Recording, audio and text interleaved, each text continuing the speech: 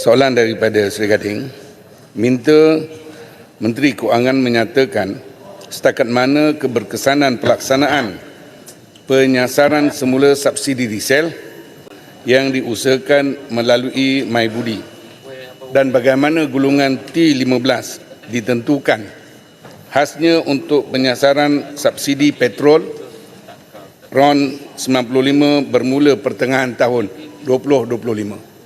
Terima kasih. Silakan. Terima kasih Yang Berhormat Seri Gading atas soalan tersebut. Puan Yang Dipertua, pada 10 Jun 2024, kerajaan telah mengumumkan pelaksanaan penyasaran subsidi diesel yang melibatkan kenaikan harga pam diesel di stesen minyak Semenanjung Malaysia pada harga tanpa subsidi, iaitu RM3.35 seliter. Tetapi pada masa yang sama, bagi memastikan majoriti rakyat tidak terjejas, diperkenalkan bantuan tunai untuk pemilik kenderaan individu diesel dan petani berskala kecil, serta diperkenalkan subsidi khusus untuk sektor logistik. Subsidi sektor pengangkutan barangan darat melibatkan 23 jenis kenderaan diesel pengangkutan barangan darat di bawah sistem kawalan diesel bersubsidi SKDS 2 dengan menggunakan kaedah fleet cut. Sektor pengangkutan awam dan nelayan masih dikekalkan masing-masing pada kadar RM1.88 seliter dan RM1.65 seliter. Dan pengangkutan barangan darat kekal membeli diesel pada harga subsidi RM2.15 seliter, iaitu harga PAM sebelum 10 Jun. Bantuan tunai budi madani sebanyak RM200 sebulan atau RM2,400 setahun disediakan untuk golongan petani, pekebun kecil serta pemilik persendian kenderaan diesel berdasarkan kelayakan yang ditetapkan.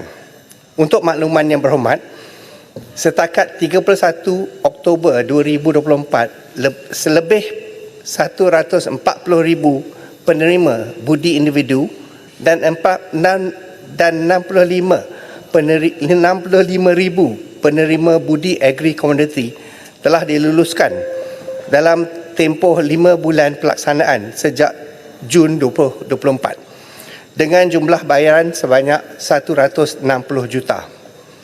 Pelaksanaan penyasaran subsidi diesel menunjukkan penurunan mendadak dan dari segi penjualan diesel daripada stesen minyak, iaitu sekitar 25% atau hampir 7 juta liter sehari, mencerminkan pengurangan aktiviti penyeludupan. Manakala jualan diesel secara komersial pula menunjukkan peningkatan hampir 50% atau 4 juta liter sehari, menggambarkan setakat mana sektor industri berhenti membeli diesel bersubsidi daripada stesen minyak. Berdasarkan data awal, penyasaran subsidi diesel setakat ini telah menjana penjimatan sekitar RM600 juta sebulan. Pada masa yang sama, kadar inflasi kekal pada tahap terkawal dan baru-baru ini menunjukkan penurunan dengan kenaikan CPI 2% pada Julai 2024, 1.9% Ogos 2024 dan 1.8% September 2024. Sehubungan itu, kerajaan akan melaksanakan penyasaran subsidi RON 95 pada pertengahan 2025. Berhubungan penentuan 15% teratas atau golongan yang tidak layak menerima subsidi petrol RON 95, kriteria masih dalam pertimbangan. Penentuan pendapatan isi rumah yang layak untuk harga RON 95 bersubsidi tidak akan ditentukan semata-mata berdasarkan tahap pendapatan isi rumah Survey Pendapatan Isi Rumah HIS oleh Jabatan Perangkaan Malaysia. Kerajaan masih meneliti pendekatan yang digunakan bagi menentukan kumpulan T15 bagi penyasaran subsidi RON 95 dan tidak akan terikat secara terus dengan definisi HIS. Kerajaan akan meneliti perkara ini sebelum ianya dimuktamadkan, mengambil kira kriteria tambahan selain daripada pendapatan. Kerajaan komited untuk menerus membela nasib majoriti rakyat termasuk golongan pertengahan dalam menghadapi cabaran kos sara hidup. Sekian, terima kasih. Sri Gading. Terima kasih kepada Menteri Kewangan II yang telah memberikan penjelasan yang panjang lebar. Saya rasa nak catat pun tak sempat dengan angka-angka yang sangat menarik, dan saya yakin dan percaya usaha yang telah dilaksanakan oleh kerajaan dapat memberikan satu kesan yang baik dari segi penyelundupan dan juga Soalan. penjimatan. Soalan saya seterusnya, apakah mekanisme kerajaan menangani masalah ketirisan subsidi kepada bukan warga negara dan juga golongan T15 dalam masa yang sama memastikan harga subsidi dapat dinikmati oleh golongan 85% rakyat yang dikatakan B40. Bagaimana sedia kita maklum bahawa ramai di kalangan ahli parlimen sendiri pun rasa bimbang dengan cadangan yang dibuat ini. Jadi bagaimanakah pelaksanaan penyasaran subsidi RON 95 dapat dilaksanakan seperti juga penyasaran diesel tadi. Terima kasih. Terima kasih Yang Berhormat Sri Gading atas soalan yang tersebut. Puan Yang di-Pertua, penyasaran subsidi RON 95 selaras dengan elektrik dan diesel akan melibatkan harga berperingkat. Untuk penyasaran subsidi elektrik, pengguna elektrik dengan tahap penggunaan lebih tinggi dikenakan tarif elektrik yang lebih tinggi.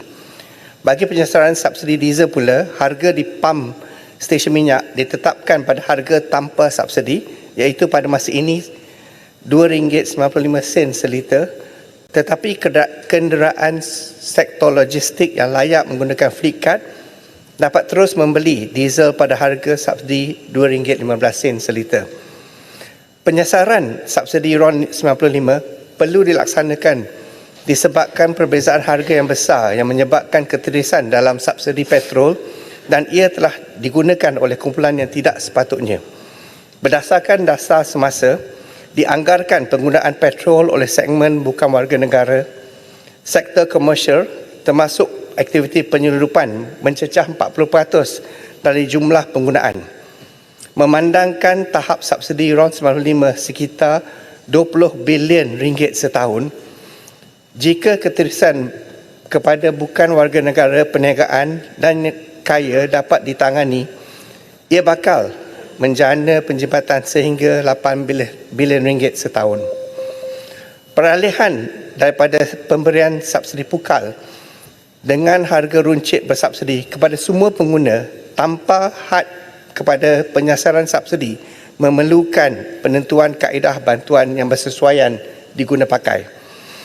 Bagi penyasaran subsidi RON 95, kerajaan masih dalam proses memuktamadkan kriteria dan keperincian penyasaran subsidi supaya dapat memenuhi keperluan rakyat sama ada yang bermotosikal atau dengan kereta, yang di kawasan bandar dan luar bandar serta yang berniaga skala kecil. Mekanisme subsidi dijangka melibatkan penetapan harga pam stesen minyak mengikut harga pasaran sementara. Rakyat yang layak akan terus membeli RON 95 pada harga bersubsidi. Selain kaedah fleet card untuk diesel, kerajaan juga telah melaksanakan projek perintis pembelian RON 95 pada harga bersubsidi dengan menggunakan kad pengenalan MyCard dan juga e-Dompet. Bagi meredakan kebimbangan rakyat, kerajaan akan pastikan kaedah pelaksanaan penyasaran subsidi petrol RON 95 yang menyeluruh dan berkesan seperti mana tindakan menyeluruh diambil dalam penyasaran subsidi diesel.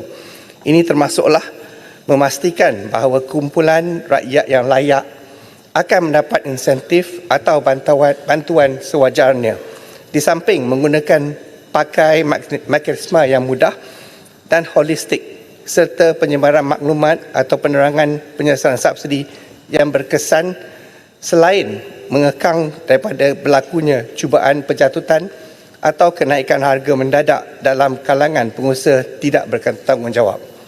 Sekian, terima kasih. Kuala Krat. Terima kasih Yang di-Pertua. Terima kasih Yang Berhormat Menteri kedua. Selepas pembentangan belanjawan 2025 oleh Yang Berhormat Tambun baru-baru ini, banyak pihak mempersoalkan tentang takrifan kumpulan T15 yang terkesan dengan keputusan kerajaan PHPN pada hari ini untuk dikecualikan daripada manfaat subsidi petrol, pendidikan dan juga kesihatan. Ini kerana mengikut DOSEM, pendapatan isi rumah 12,000 adalah kumpulan T15. Adakah Kementerian Keuangan membuat keputusan yang diumumkan dalam belanjawan tanpa merujuk data daripada kementerian ataupun agensi berkaitan? Adakah pendekatan sebegini dijadikan tata kelola MOF?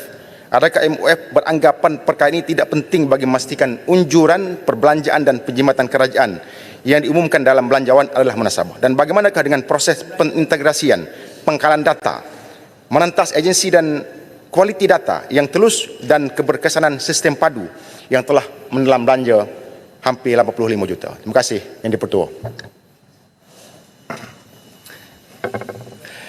Terima kasih atas soalan yang diberikan, Puan Yang di-Pertua.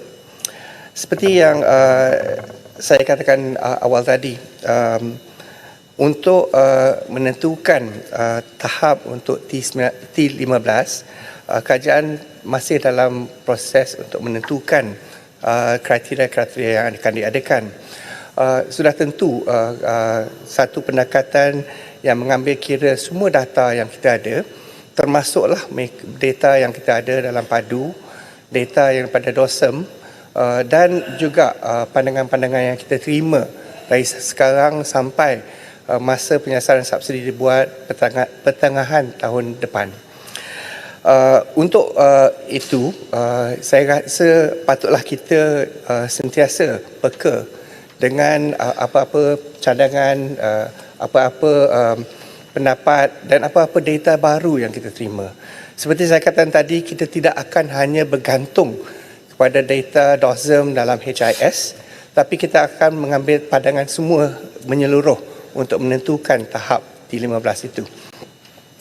Untuk seperti yang dimasukkan dalam bajet 2025, kita telah berharap yang kita akan dapat menyasarkan semula subsidi RON 95 dengan menggunakan mekanisme yang menggunakan MyCard dan juga e-Dompat. Ini akan menyenangkan untuk menentukan mereka yang layak untuk menerima, dan kita dapat mencatu daripada mereka yang tak layak untuk mendapat, agar penjimatan yang dapat dijanakan dapat digunakan untuk mengukuhkan lagi ekonomi negara dari segi mengurangkan hutang yang baru yang dijanakan ataupun untuk meningkatkan lagi penggunaan untuk hospital, sekolah dan sebagainya. Itulah matlamat kita. Untuk 85% pada rakyat Malaysia, dia tidak akan terkesan kepada kenaikan yang akan datang daripada penetapan semula pendasaran RON 95. Sekian, terima kasih. Terima kasih Yang Berhormat Menteri.